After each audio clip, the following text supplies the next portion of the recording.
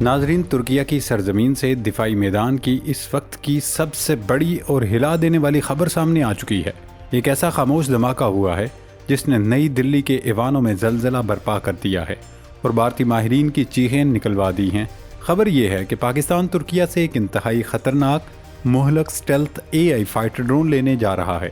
بھارت ابھی تک J-10C اور رافیل کے حساب کتاب میں الجھا ہوا تھا، مگر پاکستان نے خاموشی سے ایسی چال چل دی ہے جس نے مودی سرکار کے لیے خطرے کی گھنٹیاں بجا دی ہیں۔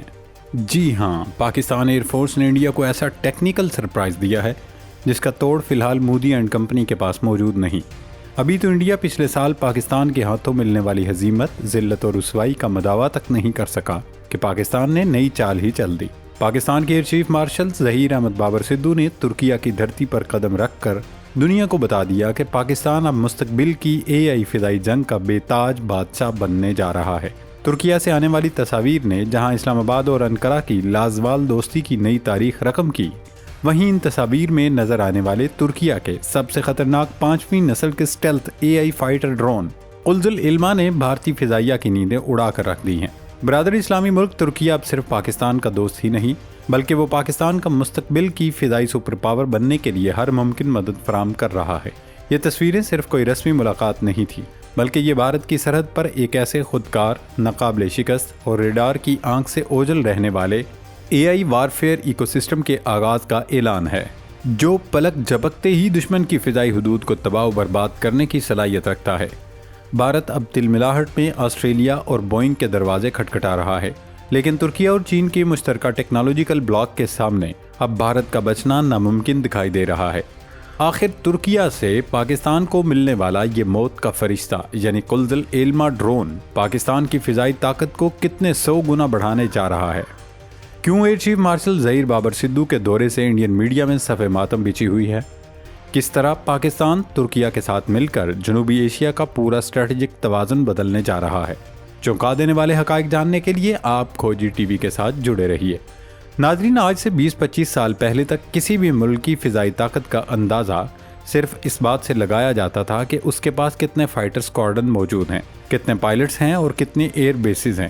لیکن اب حالات بدل چکے ہیں۔ اب مستقبل کی فضائی جنگ میں اصل طاقت ان خودکار جنگی ڈرونز کے ہاتھ میں جا رہی ہے جو بغیر پائلٹ کے دشمن کی فضائی حدود میں داخل ہو کر نہ صرف جاسوسی کر سکتے ہیں بلکہ خودکار انداز میں حملہ بھی کر سکتے ہیں۔ مارکہ حق کے دوران بھارت نے جب اسرائیلی ساختہ ہاروپ ڈرون سے پاکستان پر حملے شروع کیے تو پاکستان کے پاس اس کا کوئی مؤثر توڑ نہیں تھا۔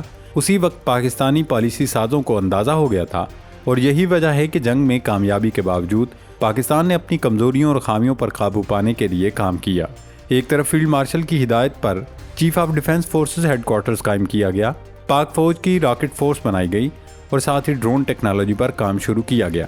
اب پاکستان ایئر فورس کے سربراہ ظہیر احمد بابر سدھو نے ترکیہ کا دورہ کیا، اور ان کے اس دورے کے جیسے ہی تصویر جاری کی گئی پوری دنیا میں بھونچال مچ گیا، کیونکہ ان تصویروں میں پاکستانی ایئر چیف مارشل کو قلزل علما جیسے جدید اسٹیلتھ جنگی ڈرون کے ساتھ دیکھا گیا۔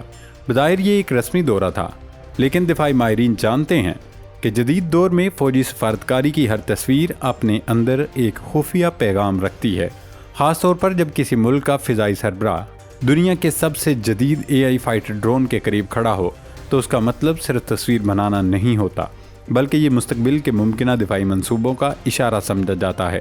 ناظرین، قلزل علما کوئی عام ڈرون نہیں، بلکہ یہ ترکی کا وہ اسٹیلتھ UCAV ہے جسے مستقبل کے لائل ونگ مین کانسیپٹ کے مطابق تیار کیا جا رہا ہے۔ لائل ونگ مین دراصل ایک ایسا خودکار جنگی طیارہ ہوتا ہے جو انسانی پائلٹ والے فائٹر جیٹس کے ساتھ مل کر کام کرتا ہے۔ مثال کے طور پر اگر ایک J-10C یا F-16 کسی خطرناک مشن پر جا رہا ہو تو اس کے ساتھ کئی AI ڈرونز بھی پرواز کریں گے۔ ان ڈرونز کو بھیجنے کا مقصد یہ ہوگا کہ یہ ڈرون دشمن کے ریڈار، ایئر ڈیفنس سسٹم اور فائٹر جیٹس کو انگیج کریں گے، جبکہ اصل فائٹر جیٹ نہ صرف محفوظ رہے گا بلکہ اپنے ٹارگٹ کو ہٹ کر کے واپس بھی آ جائے گا۔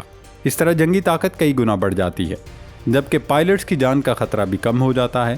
پاکستان کے قلزل علما میں دلچسپی اس لیے بھی اہم سمجھی جا رہی ہے کیونکہ پاکستان پہلے ہی ترکی اور چین کے ساتھ دفاعی تعاون کو مسلسل مضبوط بنا رہا ہے۔ ترکیہ کے بائیکار ادارے نے جس رفتار سے جنگی ڈرون ٹیکنالوجی میں ترقی کی ہے اس نے مغربی ممالک کو حیران کر دیا ہے۔ آذربائیجان اور آرمینیا میں نگورنو کاراباخ کی جنگ ہو لیبیا، شام یا پھر یوکرین کا محاذ ترکیہ کے ڈرونز نے ہر جگہ اپنی صلاحیت ثابت کی ہے، اور اب کلز العلمہ کو اس کامیابی کا اگلا مرحلہ سمجھا جا رہا ہے۔ پاکستان کی تیاریاں دیکھ کر انڈیا کے بھی پیٹ میں مروڑ اٹھنے شروع ہو گئے ہیں، اور انہوں نے آسٹریلیا اور بوئنگ کے ساتھ MQ-28 گوسٹ بیٹ پروگرام میں دلچسپی ظاہر کی ہے۔ یہ بھی لائل ونگ مین کانسیپٹ پر مبنی ایک AI کامبیٹ ڈرون ہے۔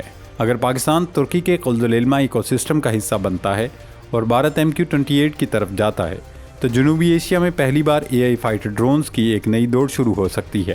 یہ مقابلہ صرف پاکستان اور بھارت تک محدود نہیں رہے گا، بلکہ اس کے اثرات پورے انڈو پیسیفک خطے پر پڑ سکتے ہیں، کیونکہ اب چین، امریکہ، کواد ممالک اور دیگر طاقتیں بھی سمجھ چکی ہیں کہ مستقبل کی جنگ آرٹیفیشل انٹیلیجنس اور خودکار کامبیٹ سسٹمز کے بغیر نہیں جیتی جا سکتی۔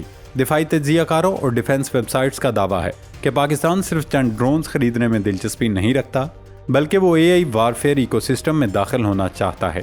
یعنی آسان لفظوں میں کہا جائے تو پاکستان ایئر فورس الگ سے ڈرون فورس یا ڈرون اسکواڈرن بنانے چاہ رہی ہے۔ یہ ایسا نظام ہوگا جہاں drones, fighter jets, radar, satellites اور AI الگوریدمز ایک دوسرے کے ساتھ جڑ کر جنگی فیصلے کریں گے۔ پاکستان ایئر فورس کے موجودہ سربراہ ظہیر احمد بابر سدھو پہلے ہی اس مقصد کے لیے NASTP جیسا ادارہ بنا چکے ہیں، اور اس کے نوجوان مارکہ حق میں نہ صرف انڈیا بلکہ پوری دنیا کو حیران کر چکے ہیں۔ دوستوں، مستقبل میں ممکن ہے کہ جنگ کے دوران AI سسٹمز دشمن کے اہداف کی نشاندہی اور حتیٰ کہ فدائی حکمت عملی میں خود طے کریں۔ کلز العلمہ کی سب سے اہم بات اس کی اسٹیلتھ ڈیزائن اور جنگی صلاحیت ہے۔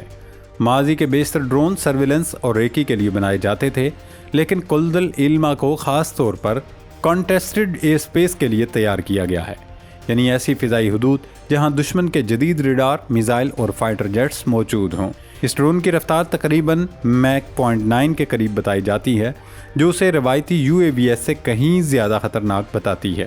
اس کا کامبیٹ ریڈیس تقریباً 500 ناٹیکل مائل بتایا جا رہا ہے، یعنی یہ کافی دور تک کارروائی کر سکتا ہے۔ اس کے علاوہ اس میں تقریباً 1500 کلو پے لوڈ لے جانے کی صلاحیت موجود ہے، جس میں گائیڈڈ بم، الیکٹرانک وارفیئر سسٹمز اور ایئر ٹو ایئر میزائل شامل ہو سکتے ہیں۔ سب سے زیادہ توجہ اس کے AESA ریڈار نے حاصل کی ہے۔